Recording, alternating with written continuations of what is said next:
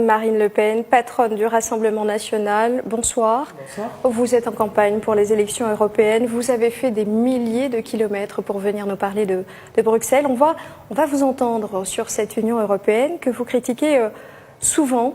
On peut parfois avoir l'impression que vous ne l'aimez pas du tout, cette Union européenne. Alors, simplement, et pour commencer, est-ce que vous pouvez nous dire si oui ou non vous l'aimez, l'Union européenne? Non, j'aime pas du tout l'Union européenne. J'aime l'Europe.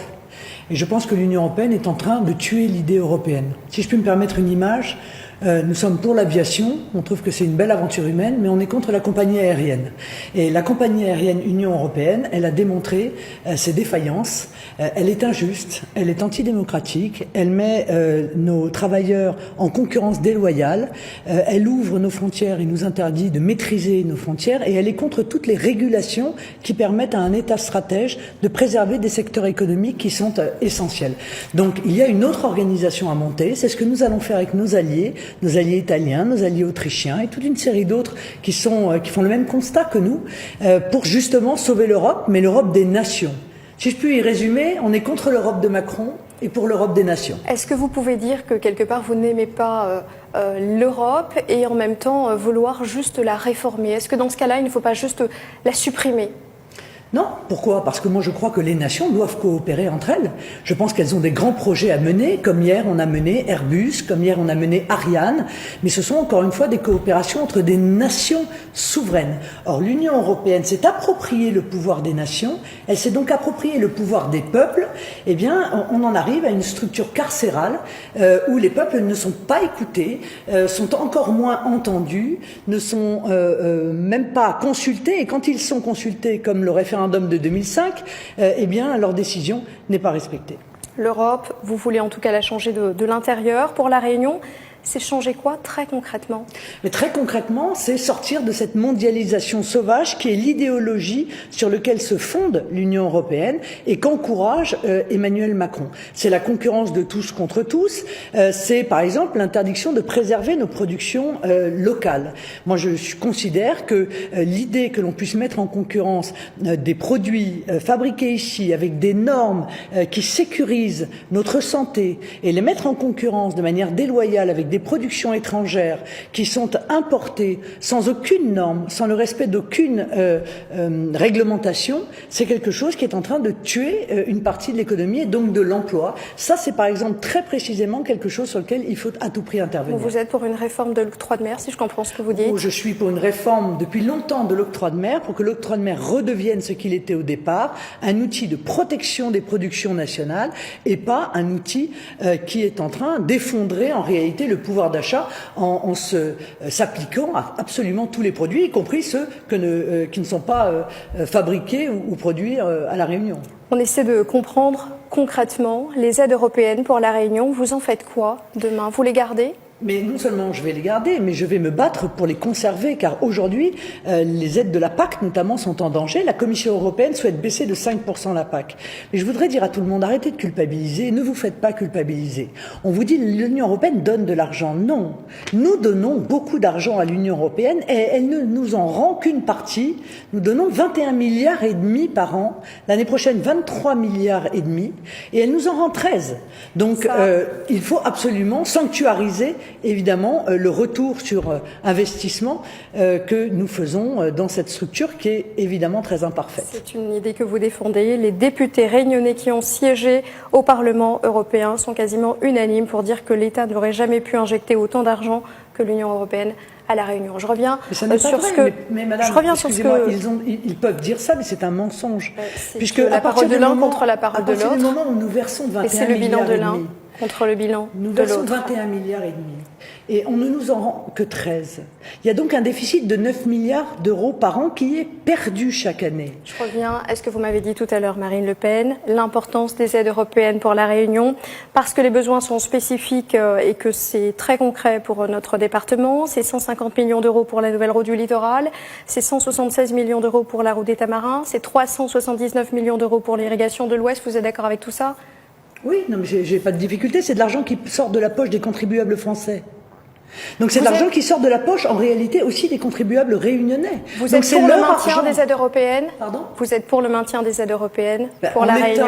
Non, mais en l'état actuel de la structure Union européenne, que je veux transformer en une alliance européenne des nations, bien sûr qu'il n'est pas question qu'on baisse encore l'argent que l'on reçoit, alors qu'on ne cesse d'augmenter l'argent qu'on donne.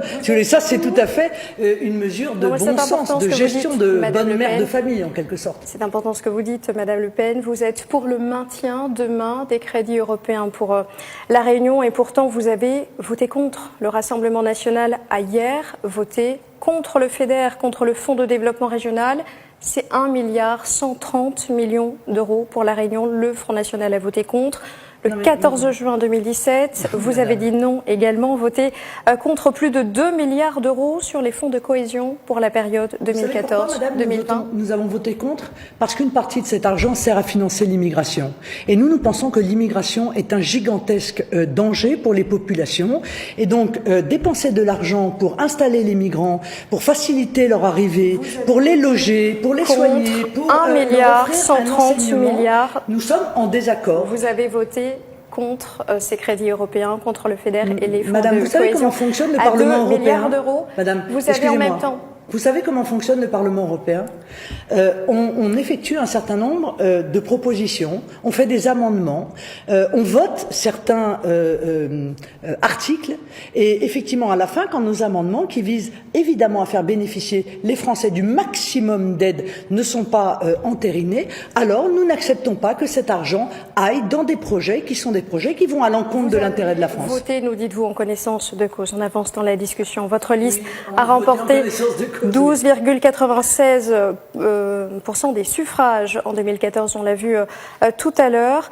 Faire moins le 26 mai prochain, est-ce que ce serait un échec? Oui, bien sûr, faire moins, c'est toujours un échec. Mais moi, ce que je veux dire aux Réunionnais, c'est qu'il y a deux aspects dans cette élection européenne. Il y a l'Europe qu'on va construire, qui sera une Europe beaucoup plus juste, où il y aura des régulations, et où on maîtrisera notre territoire. Mais il y a aussi une conséquence nationale. Car évidemment, si Emmanuel Macron arrive en tête lors de ces élections européennes, eh bien, il se sentira légitimé dans la politique antisociale qu'il a mise en œuvre et qui fait tant souffrir les Réunionnais qui ont manifesté assez bruyamment leur opposition à cette politique.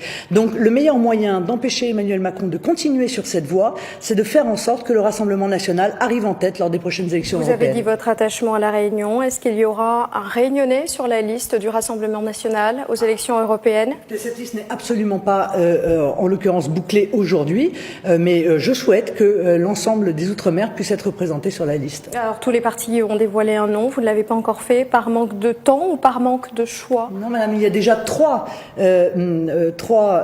personnalités issues en lien avec l'Outre-mer ou issus de l'Outre-mer qui seront dans les 20 premiers de liste. Je crois qu'il n'y a pas un seul mouvement politique qui a fait autant de place à l'Outre-mer sur des places éligibles dans ces listes européennes. Tête de liste aujourd'hui, Jordan Bardella. Il a prévu de venir à La Réunion ou ce ne sera que vous?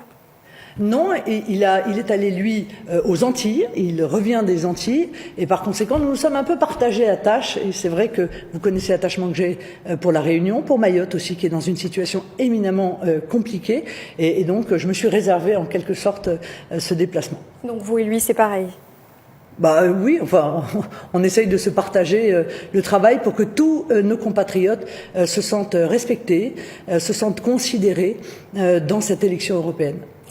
On parle des Gilets jaunes à La Réunion. Ils ont pointé plusieurs problématiques, cela ne vous a pas échappé. Parmi elles, les indemnités et la probité des élus. Madame Le Pen, est-ce qu'il faut revoir à la baisse les 6 800 € d'indemnité que touche un député européen? En tout cas, ce qui serait logique, ce serait que les députés européens soient basés sur le même montant que les députés nationaux, c'est-à-dire l'équivalent d'un cadre supérieur dans une entreprise du privé, étant entendu que les députés européens, encore une fois, ont entre les mains l'avenir aussi de l'Europe et donc l'avenir de nos nations. Non, c'est moins. C'est moins que 6 800 €. La probité des élus, c'est une autre revendication qui a émergé à La Réunion. L'interdiction pour un élu d'embaucher un membre de sa famille en vigueur. Est-ce que vous pensez que nous devons aller plus loin? Qu'est-ce qu'on peut faire de plus que cela, que d'interdire à un élu d'embaucher quelqu'un de sa famille? Non, je ne crois pas. Mais en l'occurrence, si vous voulez, très objectivement, la corruption, effectivement, c'est un problème majeur. Et c'est un problème qui est, semble-t-il, de retour. Et je suis pas sûre que l'Union européenne telle qu'elle fonctionne aujourd'hui soit un obstacle au développement de ce type d'agissement. On arrive au terme de cette discussion. Merci Marine Le Pen d'être intervenue sur ce plateau.